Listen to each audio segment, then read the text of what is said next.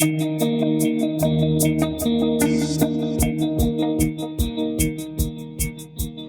guest today is a true survivor in every sense of the word. She was abandoned as a newborn baby and left at the side of the road in Uganda. She was rescued by a passerby and then she was adopted by a local family. But she then later had to flee the regime of a brutal military dictator, and she's battled against a debilitating illness her whole life. I'm journalist Angela Walker, and this is my podcast where I talk to inspirational people about underreported issues. Today, I'm in conversation with Bharti Dhir. This is her incredible story. Bharti, thank you so much for joining me.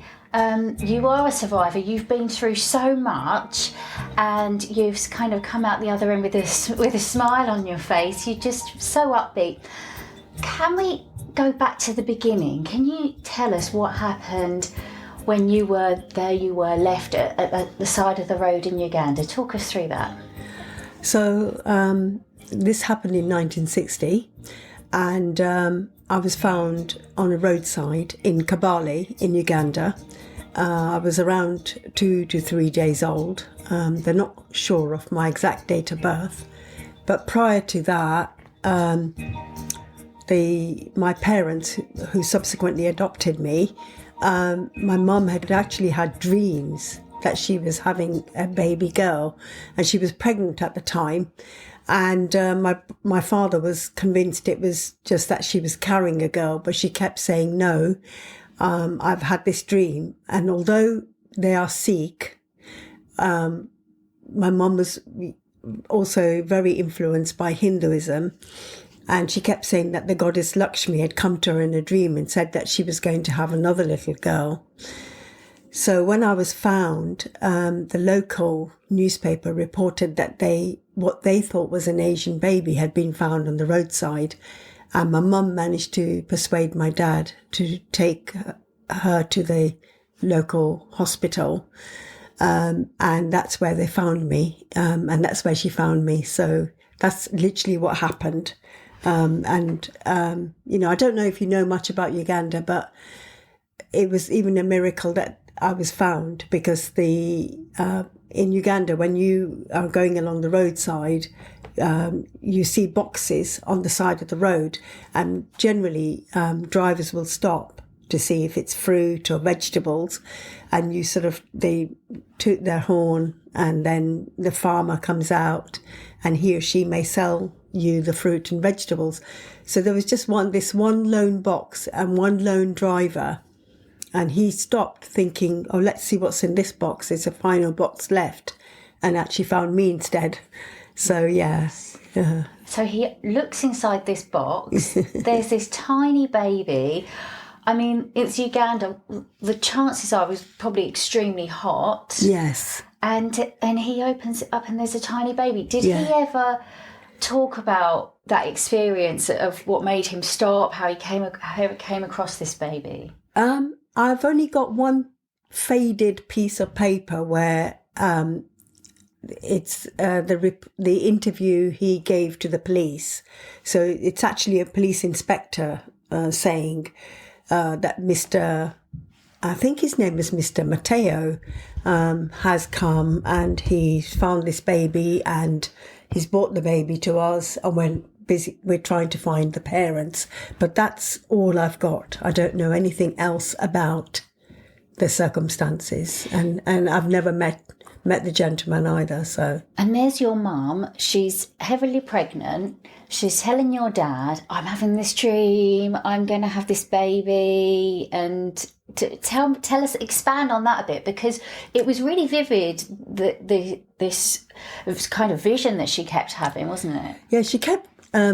So she told me this story many years later, but she said that she kept saying to my father that there is another baby and she's wrapped up in a pink blanket and she's in Ward 21. So that's really embedded in my mind.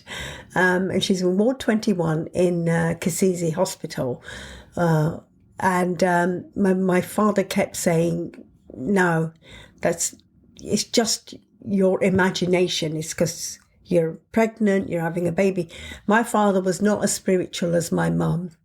He believed in God, but he just wasn't, he just wasn't that spiritual. And when I was found and there was a newspaper, my mum was illiterate. She couldn't read or write. But she saw a picture of me and she goes, that's the baby I've seen. That's the baby I've seen. She finally managed to persuade my dad to take her to the hospital.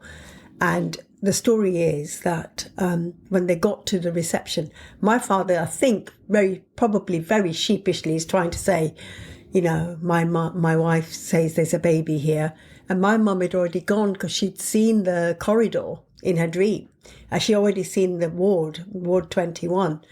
And when my father actually followed her, she'd already picked me up from the cot. And there I was wrapped in a pink blanket. And she said, this is the baby I've been telling you. She is our daughter and we're taking her home. Obviously, there was some paperwork and there was process to be followed. And I did go to my family on a fostering basis. They found out that I was allergic to cow's milk. This is the 1960s. I'm not sure if there was powdered milk then in Uganda. And so they needed a mother who could actually give me some of her milk. So my mum was able to express her milk for me.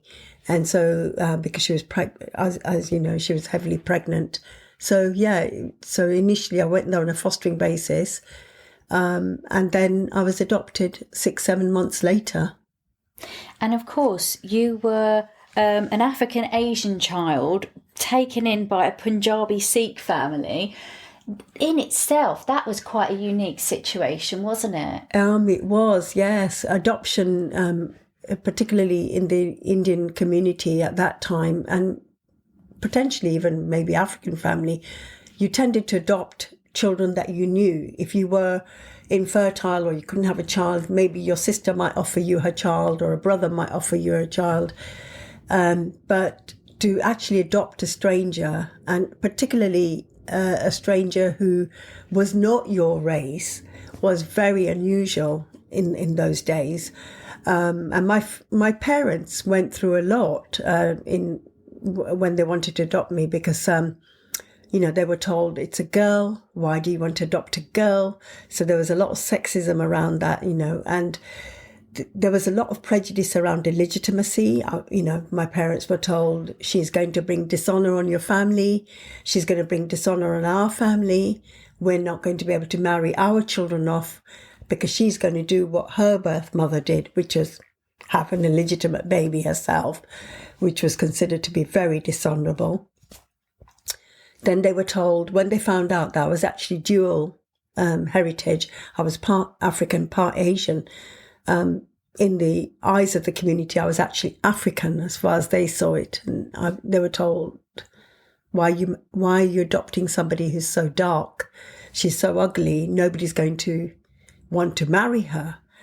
And then there was the sexism again about why don't you, if you wish to adopt a boy, because a boy is not going to be as burdensome as a girl.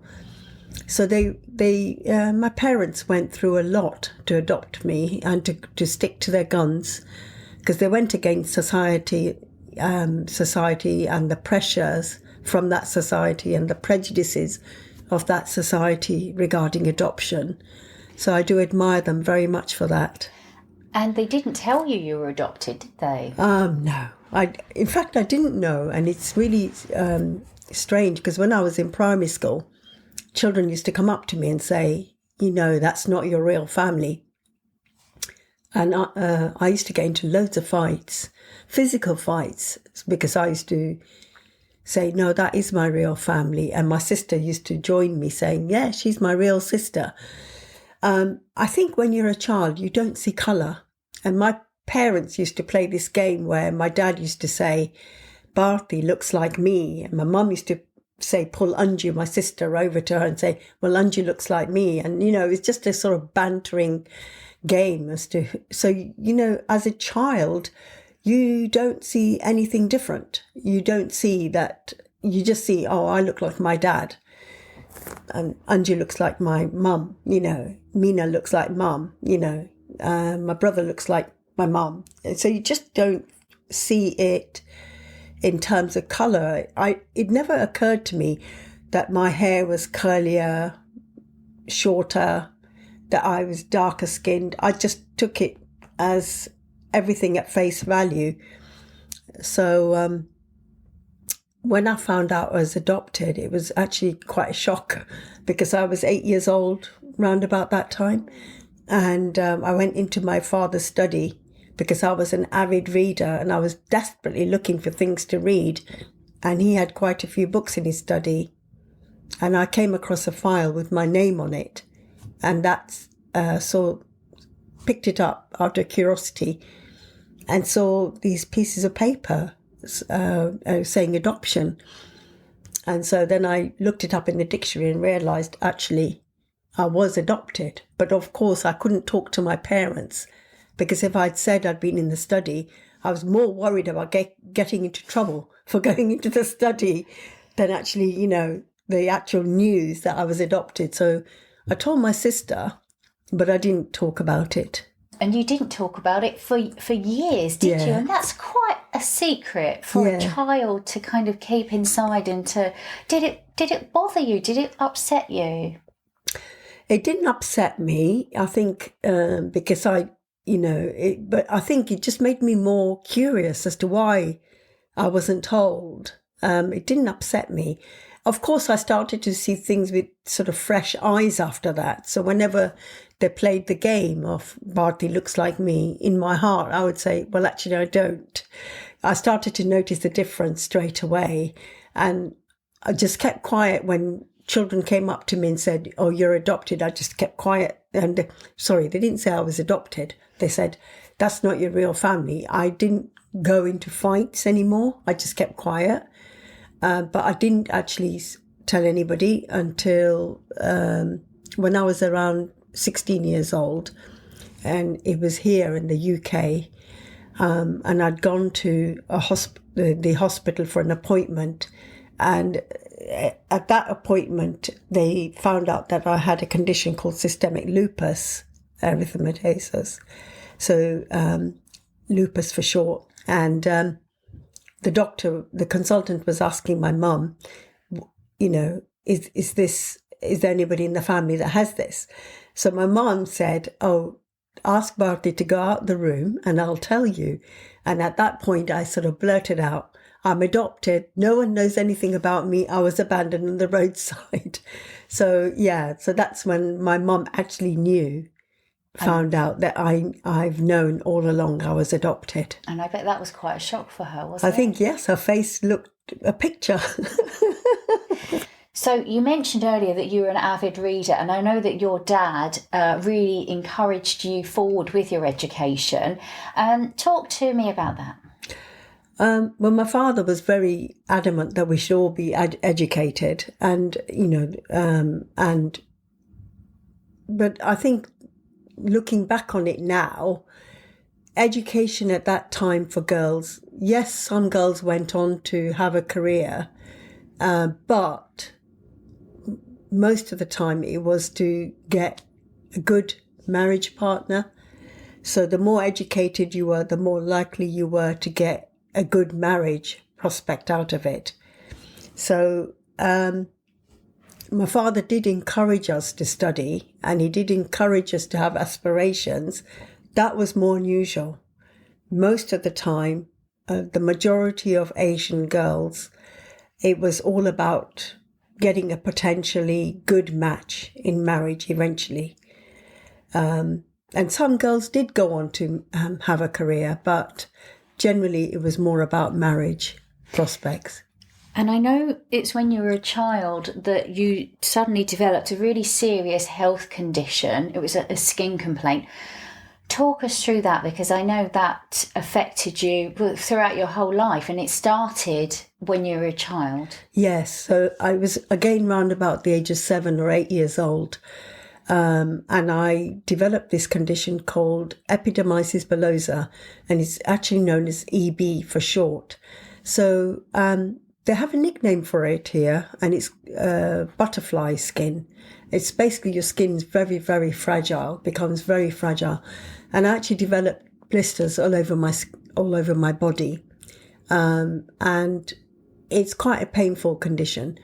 I don't know much about it because in the 1960s, they said there was only 3 or 4 people in the world that they knew who had it.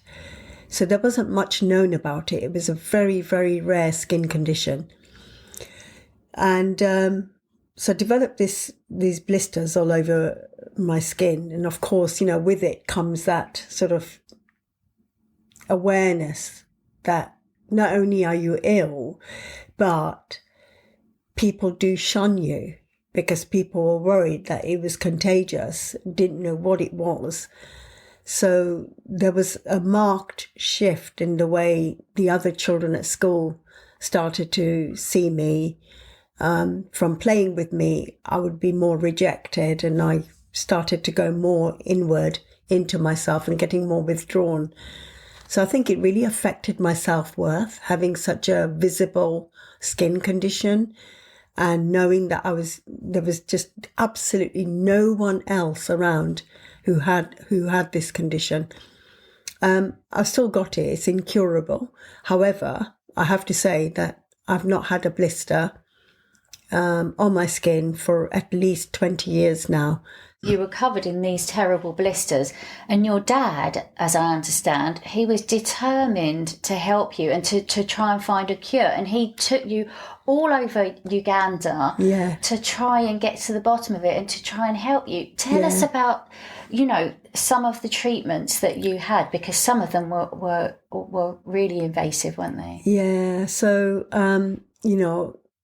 my father really did try very, very hard. I mean, I was on steroids, on prednisolone at the time, but he was determined that there was going to be a cure. So my mum went more the spiritual side, and she was more into taking me to priests and imams and, getting prayers done and rituals done. But my father, took me all over. I mean, there was one particular one which is quite traumatic, I think. And that was this doctor put me in a sauna. And I can't really describe the contraption. I don't know what you'd call it in English, but you're sort of ensconced in this little kind of box thing. And it was actually a sauna, and you got in there, and then the idea was that the steam would draw out the toxins from my body. But of course, when you have EB, the heat from the sauna and the steam, it just felt like it was an iron burning me all over. So I just remember really screaming and just wishing that didn't have the resilience and I could pass out. Sounds so traumatic. I mean, so painful. It was. Especially for a child, Yeah. And your dad, he even took you to see witch doctors, he didn't he? He took me to a desperation. He took me to a witch doctor. That was another traumatic. That was, it was simple enough, that they were going to give me some water to drink. But when the witch doctor sort of spat his mucus into that water and told me it was a cure and I had to drink it in one go, I just couldn't do it. I just could not do it. And I remember, I don't know what's more traumatic actually, the guy on the hill with the sauna or the witch doctor expecting me to drink his mucus and telling me that it was a cure and he'd done a special prayer and And what did your dad say when this witch doctor said she must drink this solution? What was your dad's reaction? Well, he did try to persuade me to drink it. And I was actually quite surprised because my father was very educated, and as I said before, he wasn't into spiritual things. He was not even superstitious, and for him to take me to a witch doctor actually showed the level of desperation he must have been feeling. He'd been told by some locals that this guy was a miracle worker and could cure anything, so I think he was desperately trying anything and I remember thinking, but you're so intelligent and you're so educated and you're expecting me to drink this muck. And he did try to persuade me, but actually, funnily enough, I didn't get into trouble for it. I thought I'd get into trouble on the way back because I refused to drink it and actually threw the glass away. But he didn't say anything. And funnily enough, I overheard him say to my mum, I don't think I could have drunk it, but I don't think I was meant to hear that. I don't think I was meant to hear that. The skin complaint itself, so what was the extent of these sort of blisters and lesions that you got? And was there anything that kind of brought them on, or did they just like appear, or? They just appeared. I mean, I was told, at that time, I was told by the doctor that I may be allergic to the sun, which is a bit ironic when you've got dark skin.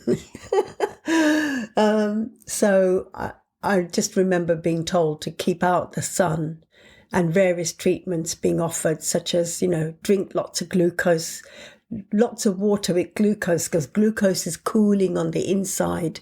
Don't eat this food. Don't eat that food. Don't eat mangoes. Mangoes were my favourite. Don't eat mangoes because they produce heat inside your body. They're not cooling. So the heat inside your body is actually encouraging the blisters to appear. So yeah, there were all sorts of advice and guidance being given by different doctors and different people, different priests.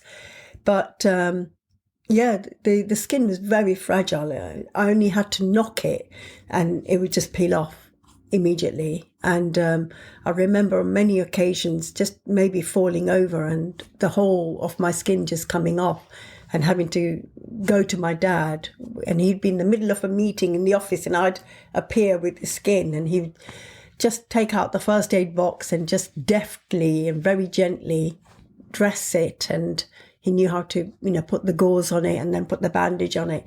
So yeah, it was quite a traumatic illness to go through.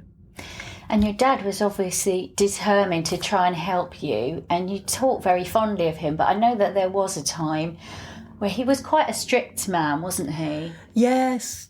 So, yeah, I mean, I think if you read that part in my book, it's actually quite traumatic. He thought I had, there was an incident. This is before I had the EB.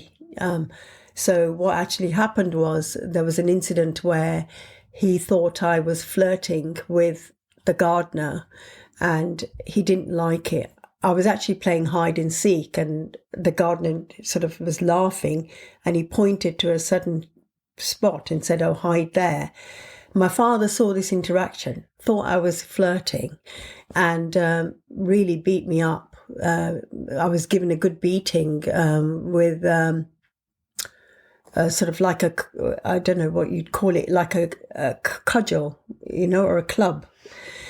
And that was very, very traumatic. But to be honest with you, in terms of where we lived then and the era in which we lived, it was not unusual for parents to beat their children.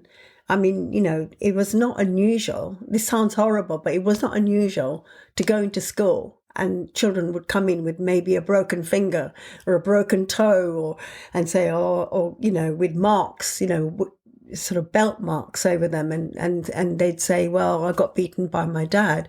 And with the boys, it was almost a competition to show who'd had the worst beating. On a Monday, they would show each other their bruises or their marks and say, "Well, I got really beaten." And somebody else would say, "Oh, I got even beaten worse than you. Look at me," So yeah, we grew up in Uganda at that time with messages of, it was very normal to hear parents say, "I brought you into this world, I can take you out."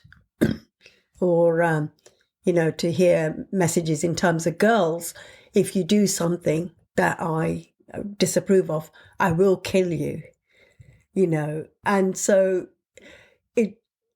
in retrospect, it's horrible, but when you're in the midst of it, it almost becomes a normal part of your practice and your life. So you don't understand that the messages you're getting are actually traumatic to your psyche and to your soul. Because it's of that time, it's of that era. Absolutely. And it's cultural, I guess. Is it endemic? Yes. Yes, it was. And so we all took it as the norm. Nobody actually came away thinking, oh, I'm so traumatized by this.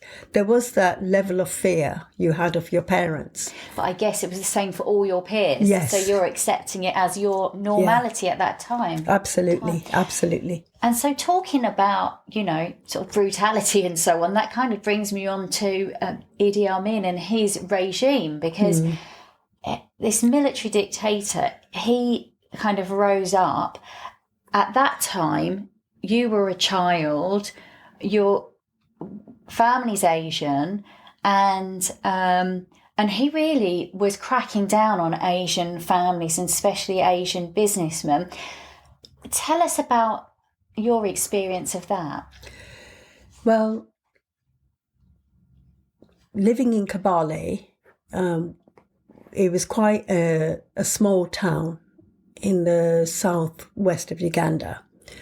And when Idi Amin first came into power, there was a lot of rejoicing. A lot of people saw it as a new era, and people welcomed him. And I vividly remember our school getting dressed up. We all had to dress in our best uniform, and we were told to go to the stadium, and all the schools were there in their uniforms, and we sang to him, and there were soldiers there, and there was a lot of cheering, a lot of clapping. But soon after, things started to, rumours started surfacing of people disappearing. And then my father, who was alive at the time, would say to my mum, we need to get out of this country. We do need to leave. And there were these little whispered conversations about where do we go, which country do we go to. So then, unfortunately, my father passed away. And at that time, and then we had the announcement that Idi Amin had given Asians 90 days to leave. But going back a little bit, if we can, so your dad was a successful mechanic, wasn't he? Yes. He had his own garage, he had his own business. Yeah. So these are the type of people that were being targeted by the regime, weren't they? Because they felt like, these Asian businessmen were taking all the wealth out of Uganda. Absolutely. And there was this sort of racism. Talk to me about your dad's business and that experience. Well, my father, when he went to Uganda as a young man, he was in his early 20s, and he was dispatched to Uganda to find my great-grandfather, because my great-grandfather was in Uganda. He'd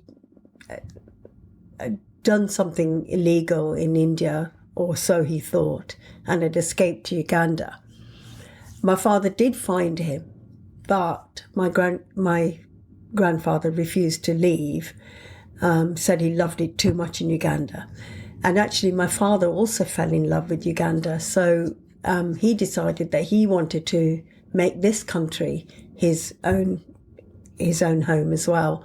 And he started off as a servant, working in people's homes. And in that time, he'd also learned to read, and he started fixing people's cars in the street. So from that, he managed to raise enough money to then move to Kabale, and brought my mum over. They'd spent many years apart in their married life. And by the time we came along, he had a thriving garage and a business of his own. So he built up his business, and when Idi Amin was in power, he actually used your father's business, didn't he? He did, and actually we weren't fortunate in the sense that the soldiers, came and used my father's garage to have their cars repaired. But on the other hand, it was fortunate in another way, because when Idi Amin's soldiers came into Kabale, they issued an edict that everybody had to carry an ID card. And if you didn't have an ID card, then they would shoot you. And actually, having that garage saved my brother's life, because he went out one day with all the bravado that teenagers have. And he went, decided he was going to go out with his friend without an ID, got challenged by a soldier. And luckily, that soldier asked him, "Whose son are you?" And he said, "Bharti Dhir." And the guy said, "Oh, the gentleman where we go and have our cars repaired." And he said, "You're lucky, I know your father, otherwise you'd be dead now." And let my brother and his friend go. And they had to go back to their homes straight away. So we were lucky in that way. I mean, obviously, the unfortunate part of having so many soldiers milling around in the garage was that for us girls, it meant we had to stay in the house, because they did take girls away. They carried them away, and they took them away to be raped, killed, or forcibly married. And so we had to stay in hiding when they were around. Our house was right next to the garage. Our veranda actually had a door that led straight into the garage, so we weren't allowed to go out at all. Then moving forward, your father passed away, and your mother was determined, "I have to get my family out of Uganda." She sounds like quite an incredible woman. Yeah. Actually, she was quite a determined lady, wasn't she? Tell me about how she managed to get you out, because at that time, people who were trying to flee from Uganda, they were being killed, weren't they? Yeah. So in Kabale, all the cars had been confiscated by the soldiers. Idi Amin thought that there would be an invasion from either Rwanda or Congo. And so he insisted that those borders were closed. And he was also worried about people from Kabale going into Rwanda or Congo. So every single person had their cars confiscated. So you're talking about a region of around 45 families living in Kabale. And I think because we weren't in the capital, there were many rumours. And one of the rumours was that we've got 45 days to leave Uganda. So during that period, we were told by one guy who was a taxi driver, he said he would be ferrying the families out to Kampala, which is a 5-6 hour drive away, but it took longer because there were roadblocks. So he told us to be ready at any given time, and whether we were sleeping, whether we were eating, he didn't care. We had to be ready when he turned up, and we just had to put our stuff in the car and we had to leave. So that actually happened. So Mr. M, as I call him, he turned up and we all got in the car and got ready to go to Kampala. And, at the first roadblock, we got stopped by soldiers. And again, it was quite a traumatic time, harrowing time. We'd seen a child actually get shot in the car in front of us. And then it was our turn. And they rifled through our belongings and they found about 3 cents, which are the equivalent of pennies, in my brother's suitcase. And they said if they'd found 1 more cent, they would shoot him. And we knew they meant it, but luckily they didn't find it. And then they actually turned around to my mum and ordered her to leave me behind because they said that I was one of them. And my mum very bravely, very courageously refused. She did it in a very deferential way, but enough to say, I'm not leaving her behind. She's my daughter. And 3 or 4 times the soldiers insisted. Well, the main soldier insisted that she had to leave me behind, and he was pointing the gun at her. And the final time he actually cocked his trigger, ready to shoot. And she said, no, I'm not leaving her behind. And so, I just want to illustrate that as a point, the immense courage and spirit that my mum had during that period, to actually say, I am prepared to die for my child here. I'm prepared to put my whole family at risk. It still leaves me speechless, you know. There's your mum at gunpoint being threatened with death. If only she would just to leave you there, she could be spared, but she stood there in defiance of the soldiers. And, you know, your book, your memoir is called Worth. And when I read that passage about your mum standing there saying, no, I'm not leaving my daughter behind, you know, you knew you were adopted, you'd been through so much. And your mum, you know, there could be nothing more powerful really than her for saying, this is my girl, I'm not leaving her. How did you feel when she was doing that? Well, I think in the book I've sort of said, you know, that it's indescribable, that feeling, isn't it? That feeling of worth, that feeling of being so loved by somebody that they're actually prepared to die for you. It's an indescribable feeling. It's gratitude, it's it's disbelief, all rolled into one. That, you know, and I think I've never felt more loved than I did in that moment. But of course I was frightened for my mum as well. I was frightened for my sisters and my brothers that we would all get killed. Well, you'd just seen a child killed, and that was a boy with disabilities, wasn't it? That's why the soldiers had targeted that family. Yeah. And I think you said in the book that the father, who did make it to the UK, he had a nervous breakdown afterwards. That was a rumour we heard, that family, although they made it, because they had to be incredibly strong. I mean, you know, the soldiers sort of said, what good is he where you're going?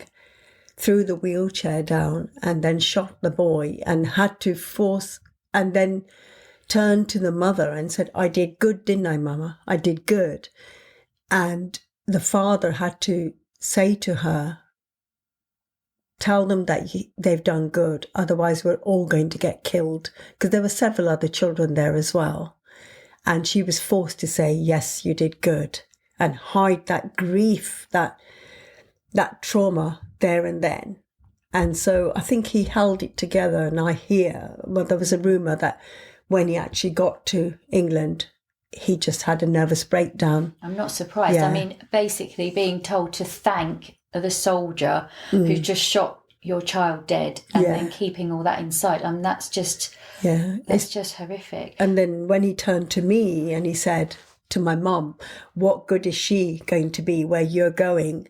It was the same words he'd said about the disabled boy. And so that was very traumatic, I think, for all of us. And especially, you know, for me, because I thought, this is it, I'm going to die now. And then he said, leave her behind, to my mum. And now I sometimes wondered, was that a test? If my mum had said, you know, yes, I'll leave her behind, would he have then shot her and said, see, you don't consider us Africans as one of you anyway. So, you know, whatever it was, my mum's spirituality and her faith told her that nothing was going to happen to us or to her. But, you know, at the end of the day, we escaped with our lives. And you did escape to the UK, but before you got to the UK, before you even got on that plane, there was more trauma, more testing to go through. And